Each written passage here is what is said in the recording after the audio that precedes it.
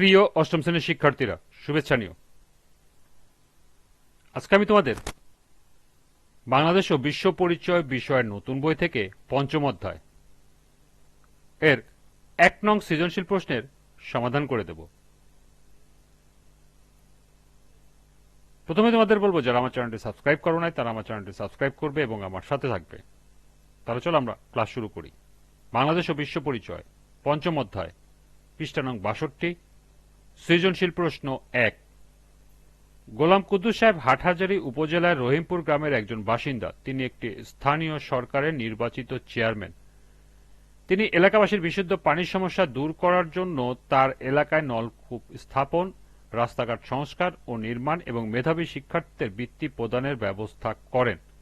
ইতিমধ্যে তিনি তার এলাকায় একজন জনপ্রিয় ব্যক্তিত্ব সম্পন্ন মানুষ হিসাবে পরিচিতি পেয়েছেন। প্রথম প্রশ্ন, বাংলাদেশের জেলা পরিষদের সংখ্যা কত? দ্বিতীয় প্রশ্ন, জনগণ সকল ক্ষমতার উৎস, ব্যাখ্যা করো। তৃতীয় প্রশ্ন, গোলাম কুদ্দুস সাহেব কোন ধরনের স্থানীয় সরকার চেয়ারম্যান নির্বাচিত হয়েছেন, ব্যাখ্যা করো। এবং সর্বশেষ প্রশ্ন, কুদ্দুস সাহেবের চেয়ারম্যান হিসাবে উল্লেখিত দায়িত্ব ছাড়াও আরো অনেক দায়িত্ব পালন করতে হয়, বক্তব্যটির যথার্থতা নিরূপণ করো। তাহলে চলো এখন আমরা এই ৪টি প্রশ্নের সমাধান দেখে নিই। প্রথম প্রশ্ন ছিল, বাংলাদেশের জেলা পরিষদের সংখ্যা কত? বাংলাদেশের জেলা পরিষদের সংখ্যা ৬৪টি। ৬১টি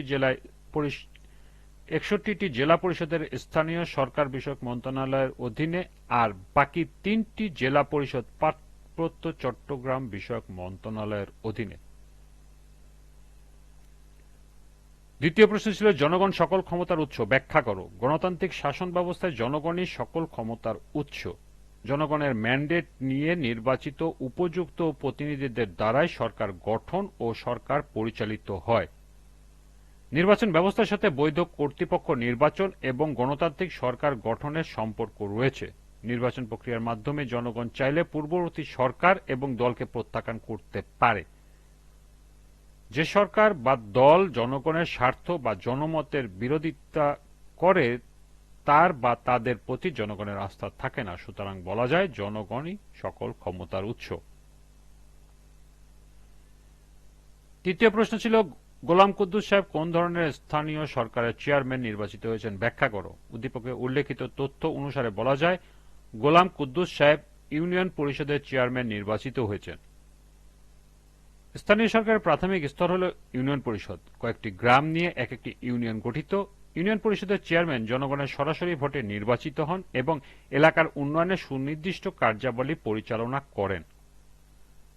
গোলাম কুদ্দুস সাহেব হাটহাজারী উপজেলার রহিমপুর গ্রামের একজন বাসিন্দা, অর্থাৎ তিনি স্থানীয় শাসনের সর্বনিম্ন স্তর থেকে জনগণের ভোটে চেয়ারম্যান নির্বাচিত হয়েছেন। তিনি এলাকাবাসীর বিশুদ্ধ পানির সমস্যা দূর করার জন্য তার এলাকায় 5টি নলকূপ স্থাপন, রাস্তাঘাট সংস্কার, নির্মাণ এবং মেধাবীদের শিক্ষার্থীদের বৃত্তি প্রদানের ব্যবস্থা করেন।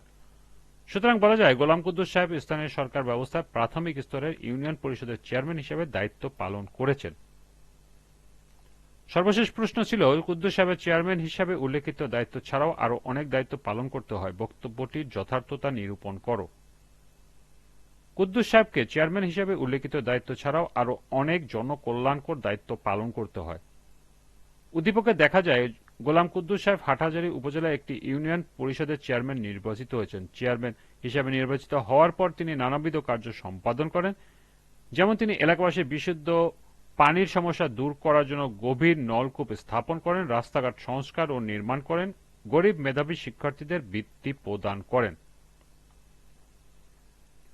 তবে তার দায়িত্ব হচ্ছে ইউনিয়নের সার্বিক উন্নয়নের জন্য পরিকল্পনা গ্রহণ ও বাস্তবায়ন। তাই তিনি আরো অনেক গুরুত্বপূর্ণ কাজ করেন, যেমন ক্ষতিগ্রস্তদের সাহায্য ও পুনর্বাসনের ব্যবস্থা, ইউনিয়ন পরিষদের পরিবেশ পরিষ্কার পরিচ্ছন্ন রাখার ব্যবস্থা করেন, প্রাথমিক চিকিৎসার ব্যবস্থা ও পরিবার পরিকল্পনা কর্মসূচি করার লক্ষ্যে ব্যবস্থা গ্রহণ করেন, এলাকায় শান্তি শৃঙ্খলা রক্ষা করেন, জমির খাজনা আদায় করেন, এলাকার শান্তি ও সম্প্রীতি বজায় রাখার জন্য ছোটখাটো বিরোধ নিষ্পত্তির ব্যবস্থাও তিনি করে থাকেন। সুতরাং বলা যায় কুদ্দুস সাহেবকে চেয়ারম্যান হিসাবে উল্লেখিত দায়িত্ব ছাড়াও আরো অনেক জনকল্যাণকর দায়িত্ব পালন করতে হয়, মন্তব্যটি যথার্থ। এই ছিল সৃজনশীলের 4টি প্রশ্নের সমাধান। আজকের ক্লাসটি এ পর্যন্তই।